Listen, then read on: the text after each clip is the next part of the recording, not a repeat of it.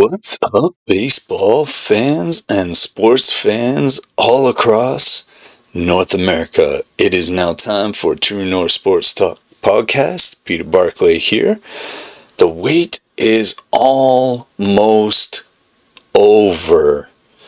We are here at Wednesday, and 2 days from now on Friday, we have opening day of the 2026 MLB season.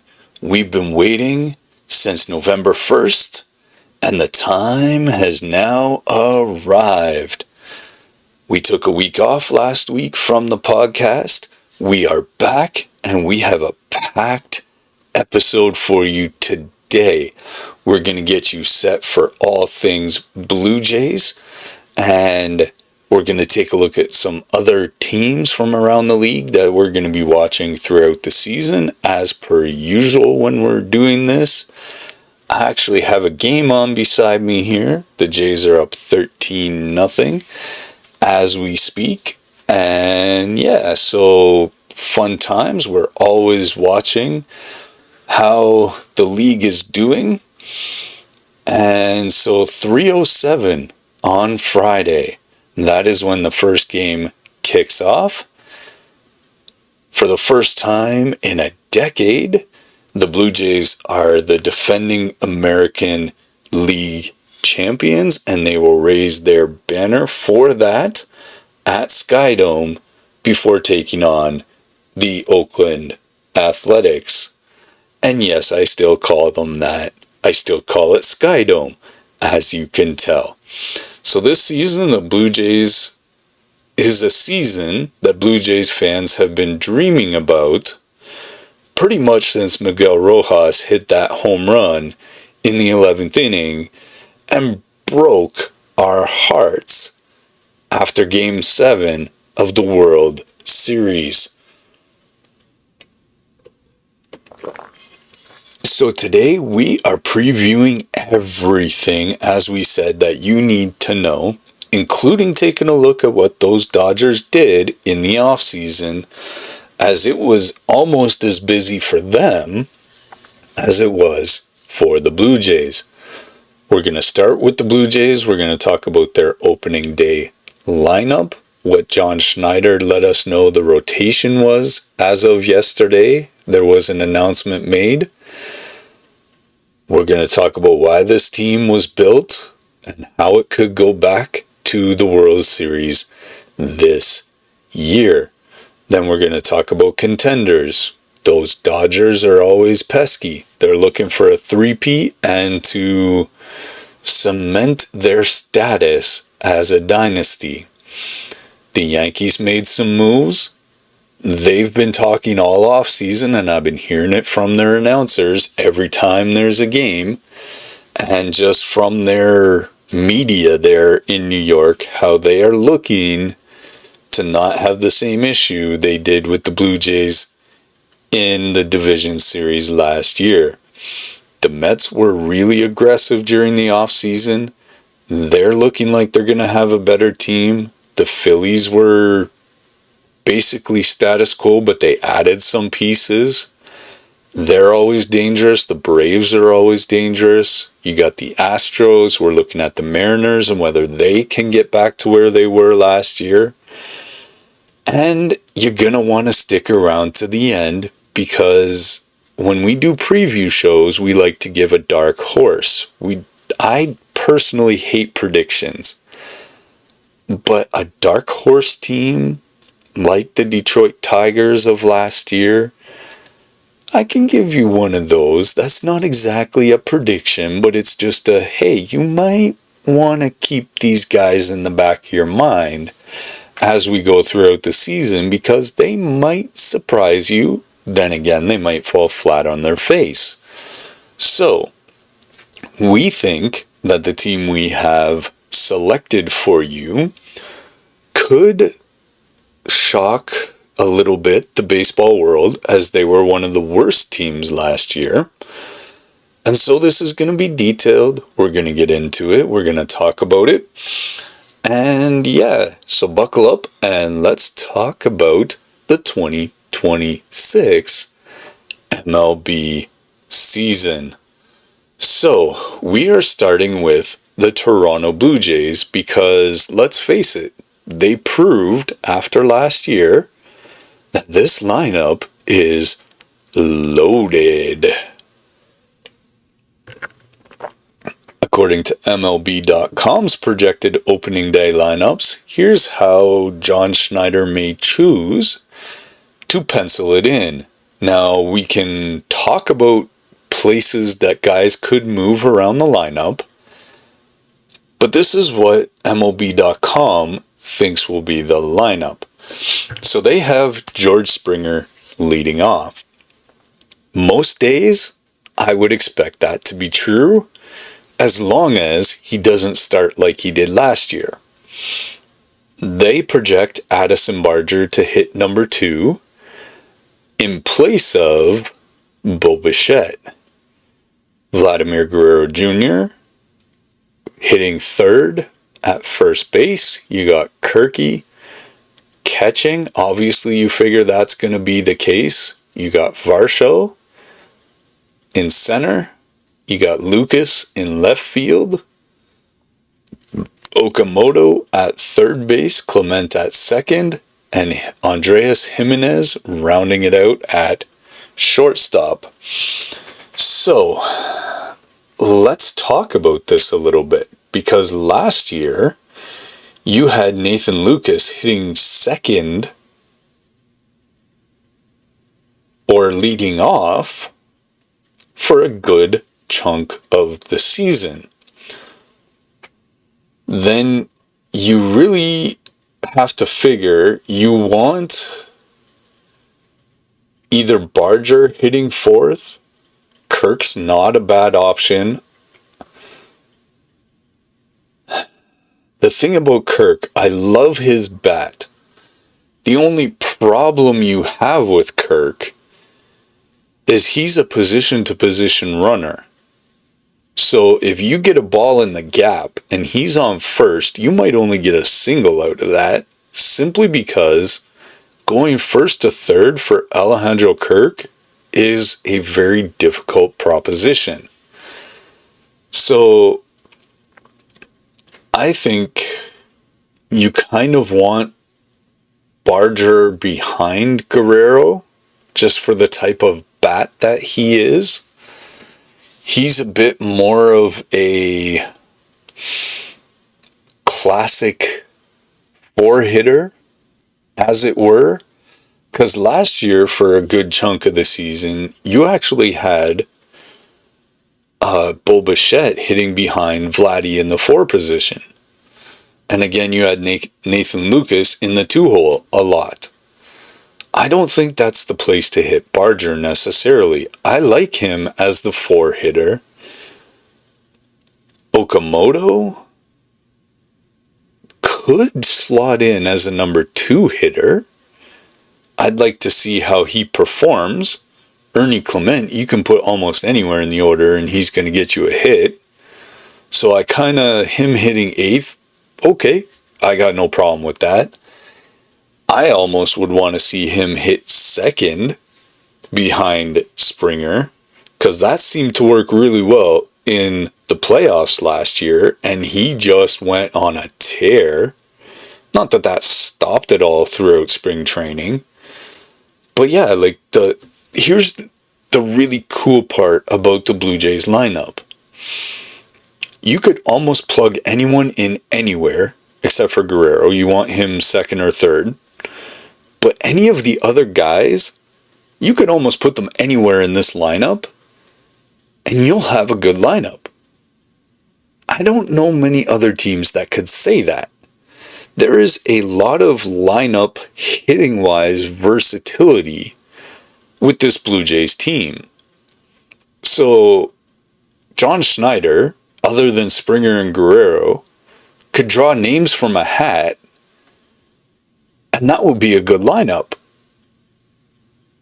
I'd say the only 2 written in stone, and not entirely in stone if Springer struggles at all, is your 1 and your 3 hitter. everything else is very, very fluid. So I think really you look at situations, and when I say situations, I mean who's hitting well right now, and you move them towards the top. Who's not hitting right now? Well, you move them towards the bottom.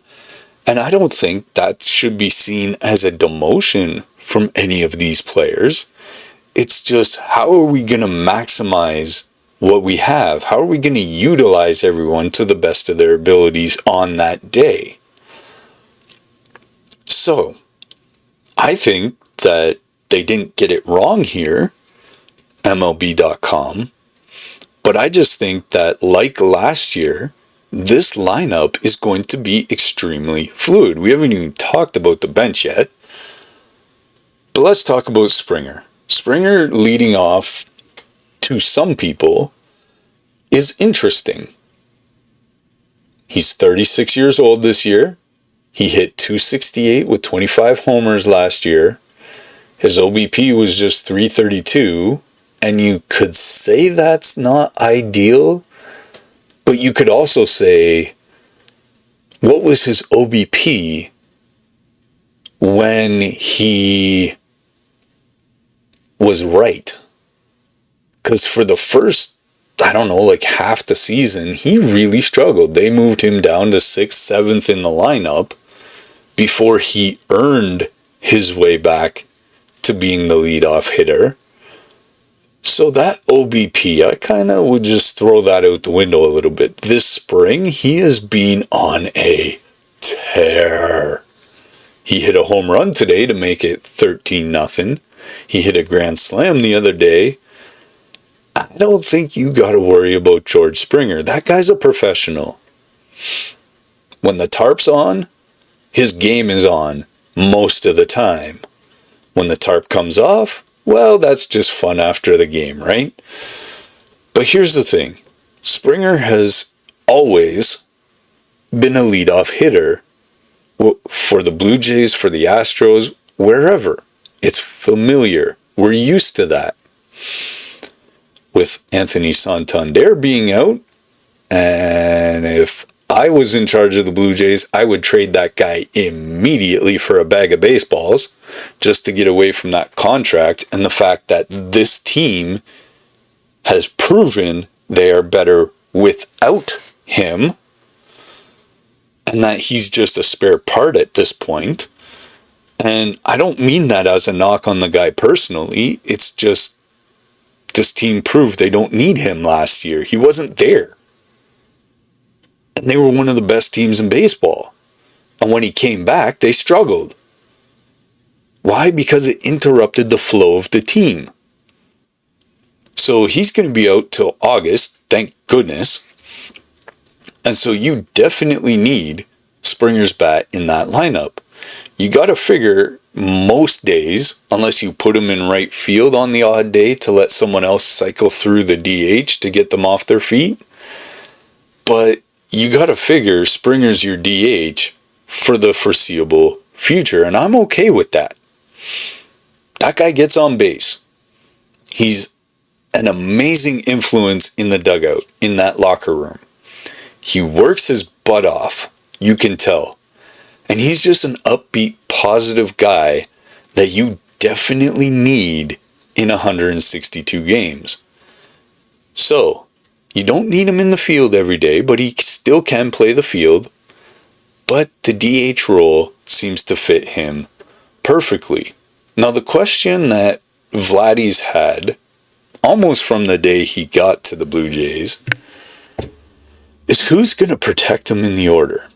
Now, this is why I suggested that Barger is tailor-made to be the number 4 hitter with the absence of Bo Bichette. So, obviously, batting third, Vladdy's the best hitter the Blue Jays have.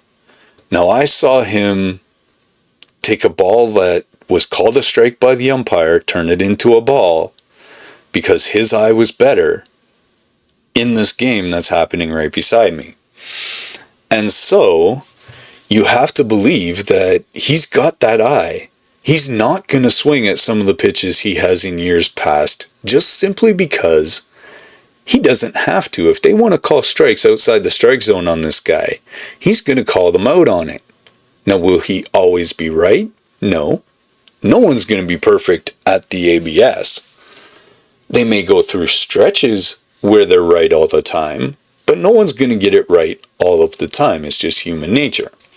So, who's going to protect him? Because last year's protection is now a New York Met. This has been one of my biggest beefs with this front office. They didn't even try to bring this guy back. So Bichette's gone. He signed for 3 years, 126, which we easily could have beat. And now they're penciling in Alejandro Kirk as batting cleanup. Now Kirk is a great hitter.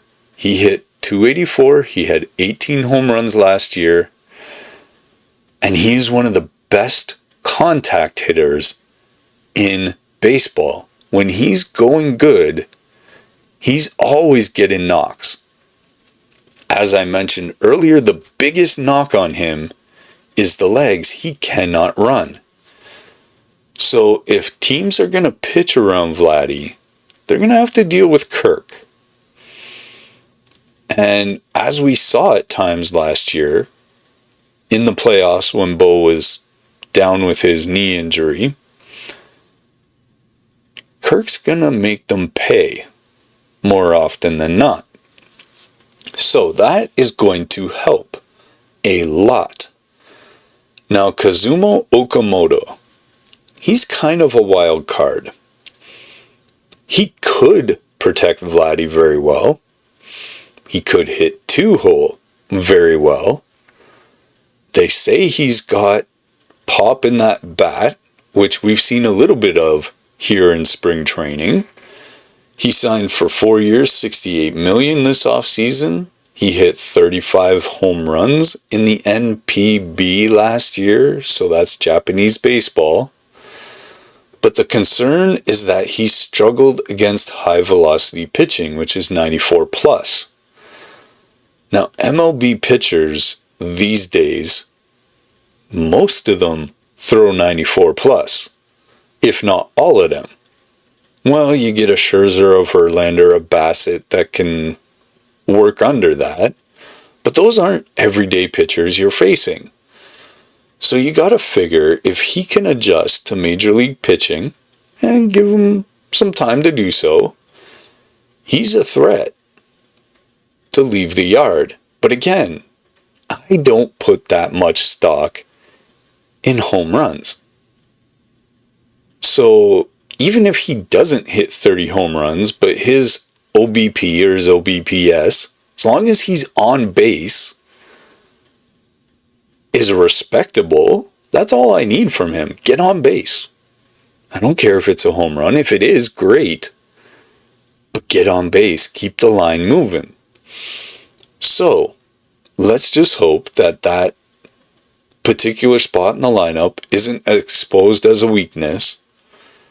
And again, you really have that issue where Bo Bichette was the best hitter in all of baseball when healthy for the last 5 years of his career. And you let that walk? What's wrong with you guys? Talking about Shapiro and Atkins. So because Bo Bichette's gone, the Blue Jays have a new middle infield. And these guys are kind of interchangeable. Either one could play either side of the base. But you have Ernie Clement at second. There's a potential Gold Glove in there, I'd say. Andreas Giménez, Platinum Glove. He's going to be at short, it looks like. He's got 3 Gold Gloves. And obviously elite defensively. He hit .271. He had 15 homers last year. Defensively, he's an upgrade over Bichette, but definitely not in the batter's box. Clement's coming off a year where he set the record in the playoffs for most hits in a single postseason. He finished that postseason with a homer, A .411 average, 6 doubles, 9 RBIs, and 13 runs scored with a .977 OPS. That's pretty legit. And so far this spring, it looks like he's going to continue that. So who you got coming off the bench that you can pencil in here and there? Well, you got Heineman.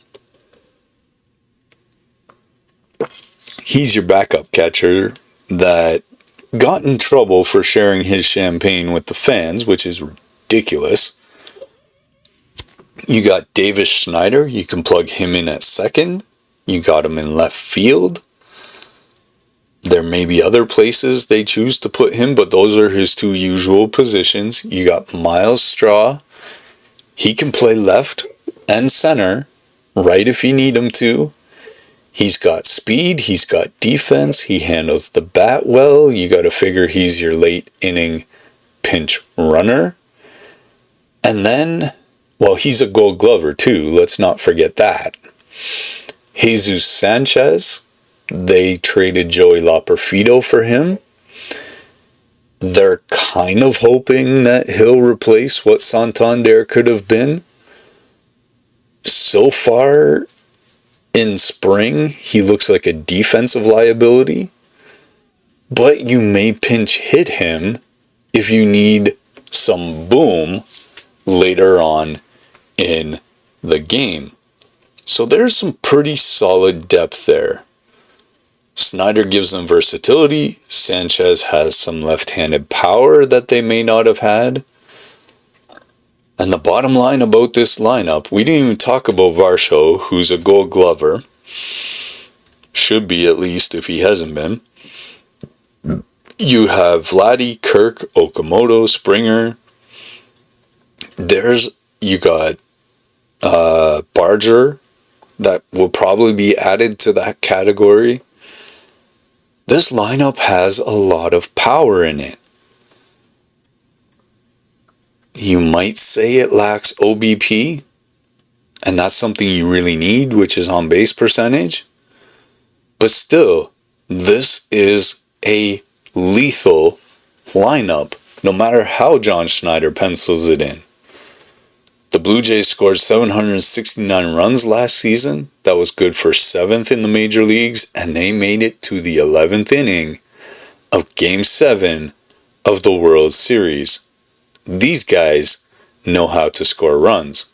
Now, something that's come up a little bit in spring training, but how much of it is the minor leaguers that are playing, but it's been a concern in past years, is the bases loaded with nobody out and not scoring any runs. They can't continue that trend this year. Last year they did a much better job in those moments in time, but in spring training I've seen it a little bit this year, and so that's something they're going to have to do something about if they hope to get back to where they ended last season. Now, yesterday, although we're on Wednesday now, so that would be on Saturday last week, the Blue Jays have announced their first time through the rotation, pitching rotation. And John Schneider made a fairly big announcement in some circles. To me, this is just about how I would lay this out myself. Knowing that you have Bieber with his forearm, going to be out for a bit. You got Barrios coming back from the stress fracture in his elbow that was found on a MRI for insurance. Otherwise, he would be in the mix. And it's actually good they caught this, because it could have really done a lot worse damage had it not been caught. Now, I've heard rumblings that they are playing around with Trey Savage's service time. Now, before I heard all of that, basically from the last pitch of the World Series, I've been saying he needs to start the season in the minors so that we don't Alek Manoah this kid and rush him too quickly and get him injured and just shake his confidence. The Jays don't need to do that. They could have brought back Bassett, but we'll pencil in Cody Ponce in Bassett's spot. They could have brought him back anyway, based on how he pitched out of the bullpen in the playoffs and was just willing to do anything that it took for the team. I would like him as a long reliever. And basically, this pitching lineup is going to be crazy good once you get Bieber and Barrios back. So right now, Kevin Gausman was announced as the opening day starter about a week or 2 weeks ago. So we knew that from the beginning. Then you got Dylan Cease, who pitched today and pitched really well today. Number 2 on the 28th.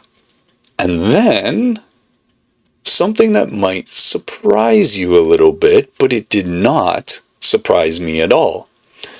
You have Eric Lauer going in the 3rd spot. Now this is exactly where I would put Eric Lauer, simply because he's a lefty. And you put him right in the middle, so you got 2 righties and a lefty, then you got 2 righties again. Makes sense the first time through. Obviously you're going to mostly go 4 righties and a lefty, 4 righties and a lefty. But for the first time through, he's exactly where they need him to be. Now, you might have penciled in Max Scherzer 4th, but I understand why they didn't. Cody Ponce is going to start the first game against the Rockies on Monday, March 30th, and the 31st is going to be Max Scherzer. Now, I like Scherzer in the 5 spot, and I get the feeling he's just going to love being out there pitching and doesn't care where in the order he is, simply because this is like having... Okay, let's go back in the day a little bit. Having Devon White in the leadoff and Tony Fernandez in the 9-hole. Why? Because Tony Fernandez could be a leadoff hitter. So it doesn't matter where you are. You got Max setting up Gausman. Gausman setting up Cease. You get what I'm saying here? Like, it will roll nicely that way. Now, one thing we know, when Bieber and Barrios come back, some of those things are going to change. You got to figure Ponce and Lauer may go to the bullpen after that. Pencil those other 2 guys in. And sadly for Lauer, I think he's really earned his starting spot. But you're going to have those 2 guys probably go to the bullpen. And this starting 5 is going to get stupid scary for the rest of the league. So, Gausman's the opening day starter. That's the first time since he's come to the Blue Jays. You got Barrios, who started opening day last year. But Gausman basically proved he's the ace of the staff. He's 35 this year. Last year went 10-11 with a 3.59 ERA and 32 starts. In the World Series, he was nothing short of brilliant. He delivered 2 quality starts against that crazy Dodgers team and how good they were.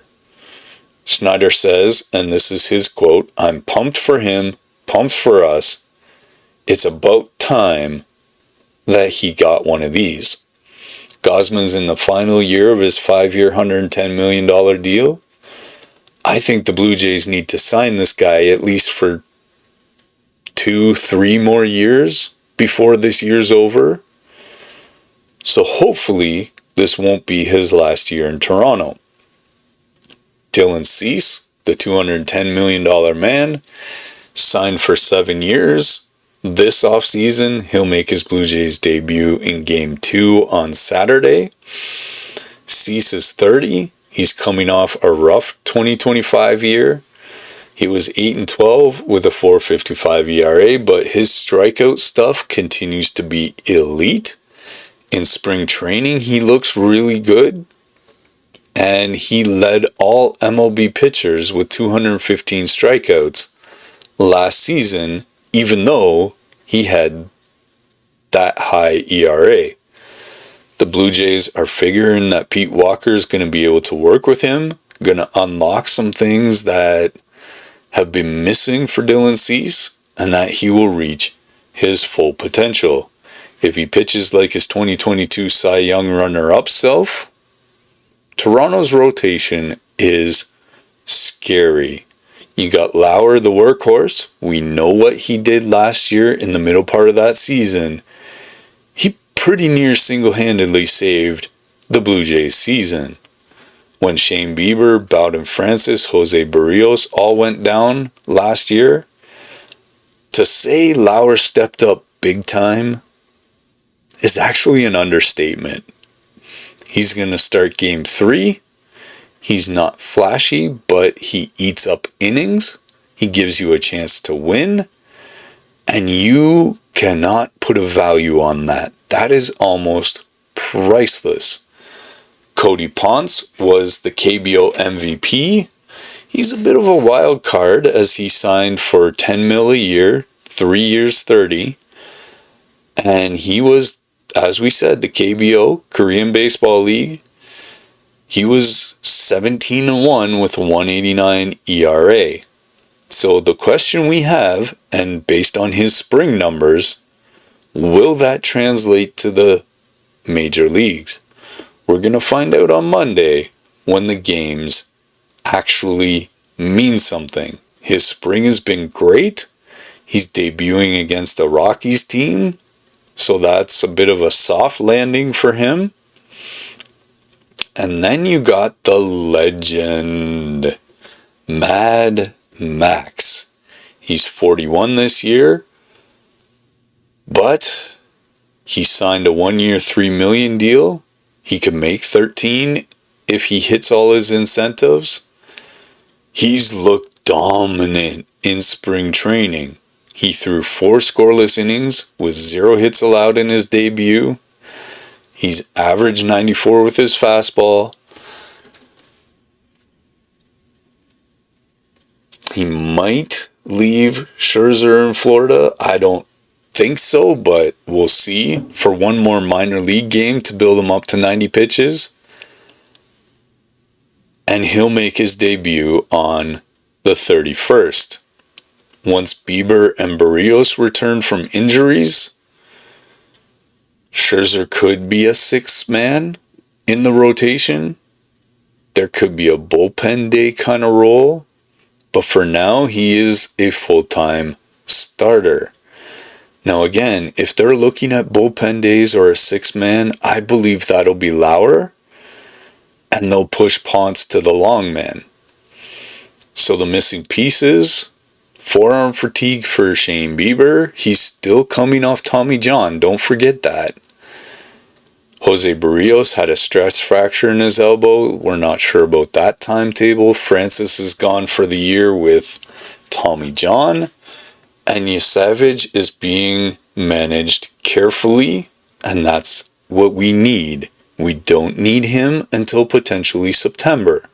So go slow with him. Don't rush him into the major leagues. I've been saying that since the final pitch, like I said. The Blue Jays rotation depth has taken some rather large hits, but come the deadline, you could add just by getting guys back from injury. Gausman, Cease, Scherzer, there's 3 aces there. You got 2 more on the injured list. That's more than enough for now, and if you have all 5 of them firing on all cylinders come September, the Dodgers better look out. Speaking of, let's talk about those Dodgers now. We'll shift gears away from the Blue Jays a little bit, and let's see how the Dodgers stack up for a three-peat. They're a bit of an elephant in the room, just simply because they have found a way to circumvent the luxury tax. And they kind of don't care. They signed a guy that they're going to pay $100 million for, even though he's not the one who gets the full $100 million. But because of the tax, they're paying $100 million a year for this guy right now. So the Dodgers right now are a plus 230 favorite to win the World Series by far the best odds of any team. They have a 27% chance according to Fangraphs, which is higher than the next three teams combined. And really, when you look at it, they should be the favorites. This lineup is absolutely absurd. I'm going to pause a little bit as I'm reading out these names and just take it in. Shohei Ohtani, two-time MVP. That guy they're signing for $100 million a year, Kyle Tucker. Mookie Betts. Freddie Freeman. Will Smith. Teoscar Hernandez.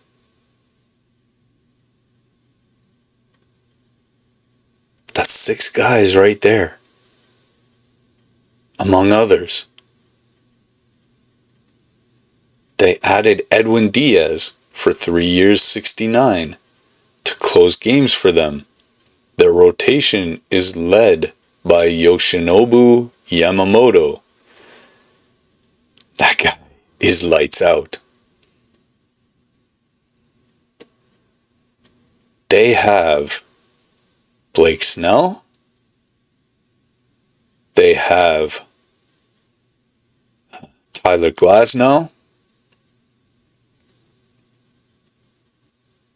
They have Shohei Ohtani.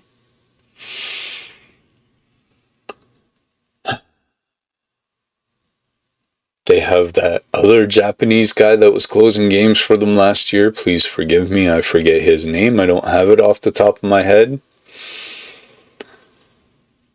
They are just scary. They only won 93 games last year. That's like one more than us. They finished as the number 3 seed in the National League.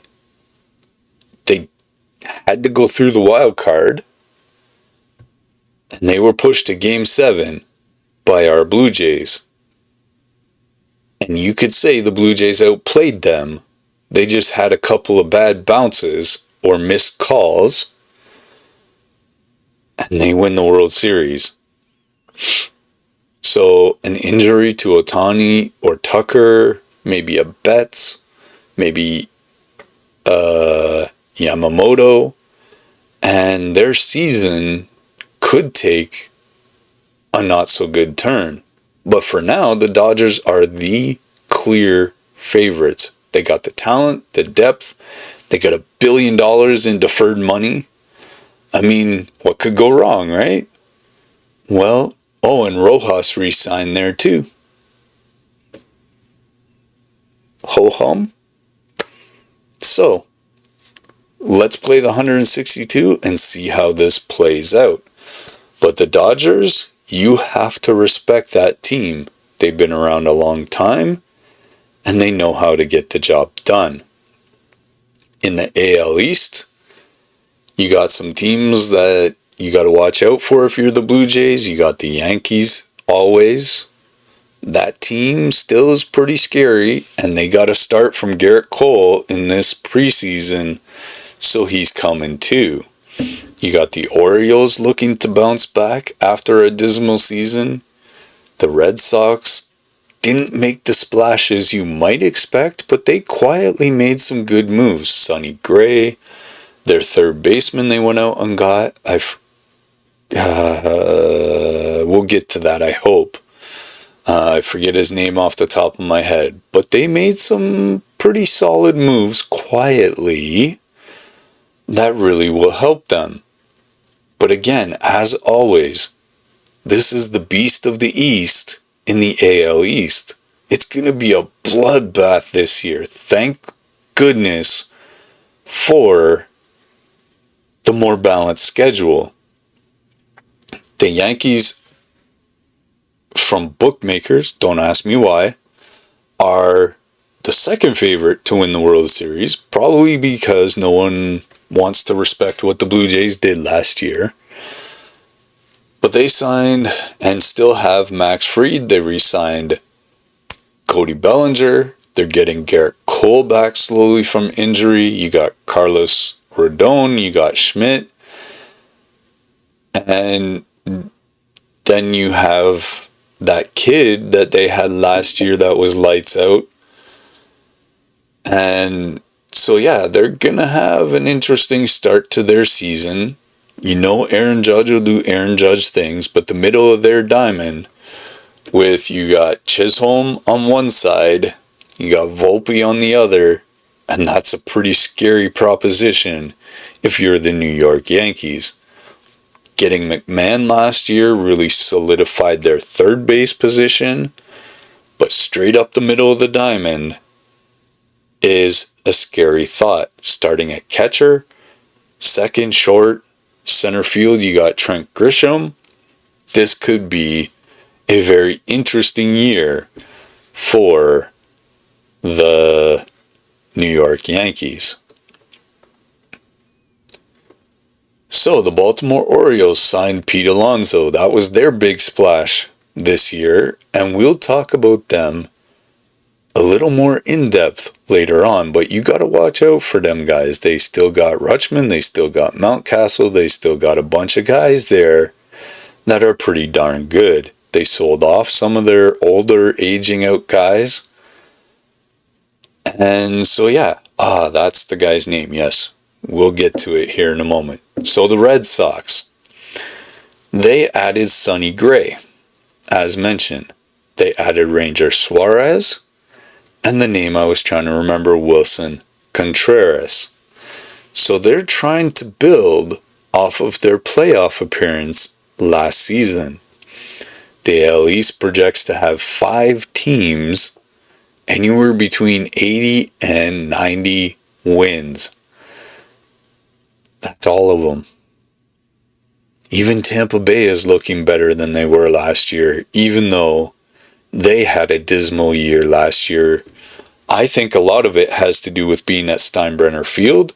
They're back in the Trop, the newly renovated Trop this year. And so we'll see how that works out for them. Now we got some National League contenders. You got the Mets. They signed Bo Bichette, Jorge Polanco, away from the Mariners. Devin Williams they traded for from the Brewers. And they have the second highest payroll in baseball. And they were aggressive. You got the Phillies. They re-signed Schwarber. They have a stacked roster because they still got Bryce Harper. And there are a bunch of other guys on that team that just make them look pretty scary. You got Zach Wheeler recovering from surgery. He'll miss about a month. But they just signed their ace today. And so they're looking real good. They still got Nola. And you just run down that list and you're like, geez, that's a pretty good start. The Braves signed Robert Suarez. They're hoping Ronald Acuna stays healthy for a full season somehow. And they're looking to bounce back to where they were too. Alright, so we got some contenders, some this, some that. Let's get into our dark horse team. I hope you stuck around. Because I told you right from the beginning, we're going to talk about this. And our dark horse team, we mentioned a moment ago, is the Baltimore Orioles. The Orioles had an abysmal season last year. They fired Brandon Hyde, their manager. They finished last in the AL East with a 75-87 record. But they've been busy this offseason. They got Pete Alonso, as we mentioned. They got Shane Baz and Taylor Ward. They locked up Gunnar Henderson, that's another name. And Adley Rutschman. So the core of this Orioles team, not only is it young, but it's very electric. As we've seen in the 2 years before last year, that's a dangerous team. So if they can get it all meshed together and click together, then they could really shock the league this year. They could be the Detroit Tigers of last year, making noise in the wild card and even the ALDS possibly. And you could see some of those other teams we mentioned, like the Rays and even, who knows, Detroit, Cleveland. Those are teams that are going to have to be contended with. You got Seattle, you got Houston. Like, there's some teams that are going to be contended with, but this Baltimore team, I don't think they're going to run away with the East, but I don't know that they will be the last place team like they were last year. We'll see how it goes. So, alright, 2 days away. Opening day is Friday. The Blue Jays start out with the A's, 3:07 Eastern, and the season is here. Appreciate you guys sticking around. Thank you for tuning in to True North Sports Talk Podcast. Please don't forget to hit that subscribe button. Use the hashtag True North Sports Talk. Jump into the comments. Let us know what you think of the season. Let us know what you think of your team heading into the season, because not everyone's going to be a Blue Jays fan, and I get that. That's the great part about this sport. Y'all can love your teams. Let us know what you think. Who you think is going to dethrone the Dodgers. Is there a team we haven't mentioned that might run that table? Let us know. So until then, until next time, keep on cheering on for your teams, and let's go Jays.